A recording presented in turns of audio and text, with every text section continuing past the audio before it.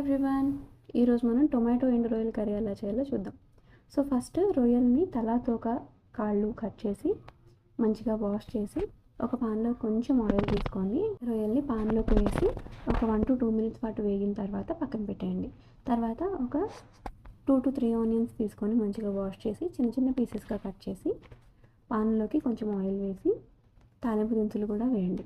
పాన్లోకి onions కూడా వేయండి. కొంచెం సాల్ట్ వేసి మూత పెట్టి మగ్గనివ్వండి. ఆనియన్స్ మనకి త్వరగా మగ్గుతాయి. ఈలోపు మనం టొమాటోస్ కట్ చేసేద్దాం. ఒక 5 to 6 టొమాటోలు తీసుకొని మంచిగా వాష్ చేసి ఇలా చిన్న చిన్న పీసెస్గా కట్ చేయండి.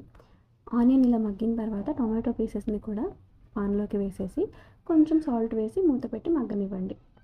ఈలోపు ఒక 4 మిర్చీస్ తీసుకొని కొంచెం కట్ చేసి కర్రీలోకి వేసేసి మూత పెట్టేయండి. కర్రీ మంచిగా మగ్గిన తర్వాత కొంచెం పసుపు, సాల్ట్ ఆల్రెడీ వేసాం కాబట్టి ఒక 1 స్పూన్ ఆఫ్ సాల్ట్ వేసి 2 స్పూన్స్ ఆఫ్ కారం కూడా వేయండి.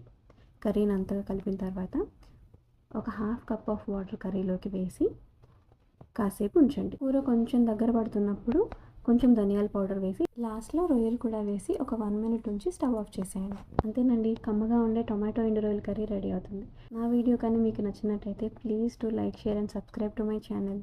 Thank you.